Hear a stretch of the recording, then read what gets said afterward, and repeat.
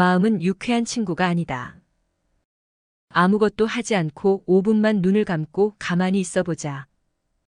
자연스럽게 떠오르는 생각 중에 긍정적이고 기분 좋은 내용이 많은지 아니면 걱정과 불안, 신경 쓰이는 일에 대한 내용이 더 많은가?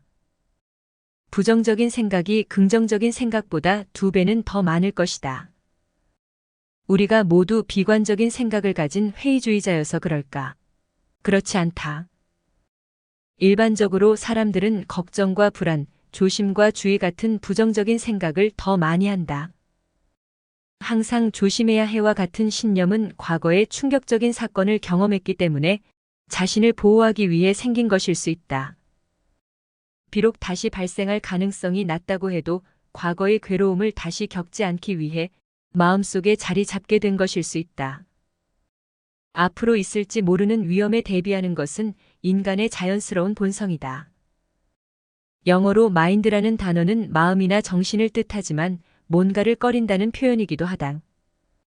우리의 마음은 꺼림칙한 것, 피해야 하는 것이 무엇인지 밝혀내는데 더 익숙한 것이다. 그래서 자연스럽게 긍정적인 생각보다는 부정적인 생각을 더 많이 하게 된다.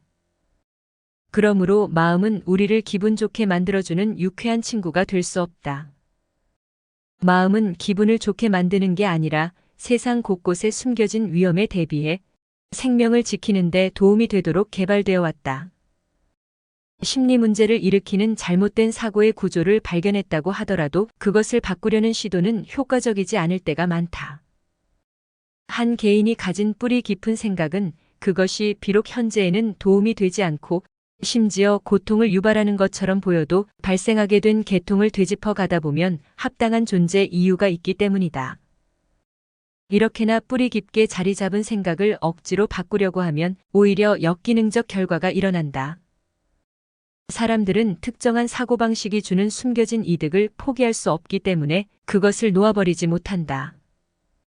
자신의 바로 그 사고방식 때문에 우울해진다는 것을 깨닫더라도 다른 사람이 자신의 마음속에 새로운 사고방식을 주입하려고 한다는 느낌이 들면 반사적으로 저항한다. 그래서 자율적이지 않은 방식으로 행해지는 생각의 재구조와 작업은 득보다는 독이 된다. 분석하고 비교하고 평가하는 마음은 사람의 기분을 우울하게 만든다.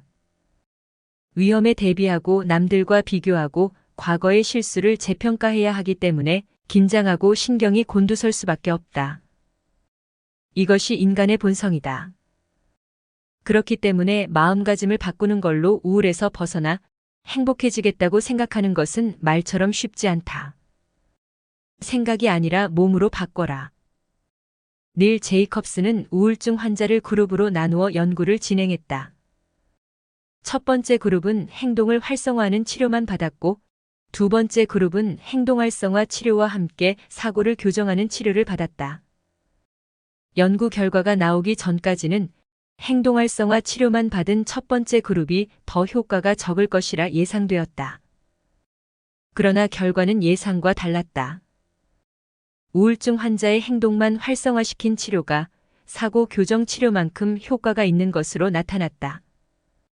더 놀라운 점은 우울증이 심한 환자들만 따로 분석해보니 사고 교정 치료 없이 행동 활성화 치료만 했을 때 치료 효과가 더 큰 것으로 나타났다.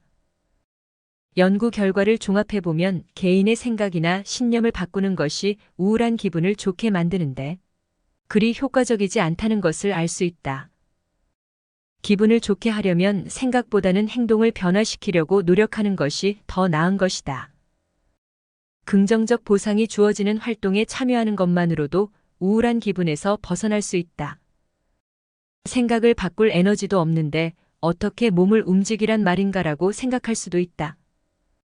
그러나 생각을 바꾸는 것보다 행동을 변화시키는 것이 더 쉽고 효과적이다. 생각을 바꾸기 위해서는 복잡한 설명이 필요하다. 그 생각이 왜 잘못되었는지, 어디에서부터 비롯되었는지, 그것을 대신할 수 있는 효과적인 생각이 무엇인지를 고민해야 한다. 그런데 이게 말처럼 쉽지 않다. 우울한 기분에 휩싸여 있으면 생각의 폭이 좁아진다. 우울하면 심리적인 유연성이 떨어지기 때문에 자신에게 도움이 되는 효과적인 생각은 잘 떠오르지 않게 된다. 부정적 생각에 고착되어 벗어나기 힘들어진 것이다. 물론 우울할 때 몸을 움직여 활동하는 것도 쉬운 일은 아니다. 그래도 생각을 바꾸는 것보다 신체를 움직여 활동하는 것이 실천하기 쉽다. 앞선 연구 결과에서처럼 우울한 기분이 심하면 심할수록 몸을 활성화시키는 것이 기분을 더 좋게 만든다.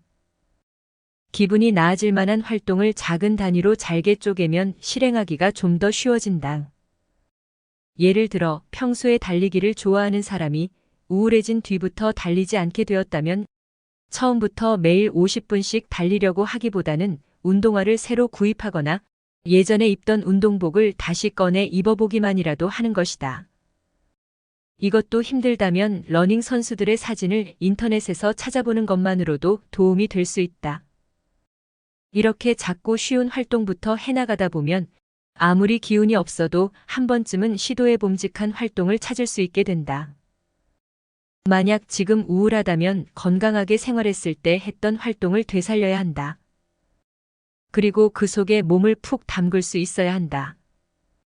우울하고 의욕마저 느껴지지 않는다 하더라도 몸을 움직이면서 그 속에 몰입하다 보면 기분은 저절로 좋아진다. 부정적인 생각을 송두리째 뿌리 뽑을 수는 없다. 그러나 몸을 써서 활동에 몰입하는 시간을 늘리면 부정적인 생각의 영향력에서 조금씩 벗어나게 된다. 마음의 사생활, 김병수 지음, 인물과사상사 출판. 지식담기였습니다. 함께 해주셔서 감사드립니다. 영상이 좋으셨다면 구독과 좋아요, 공유 부탁드립니다.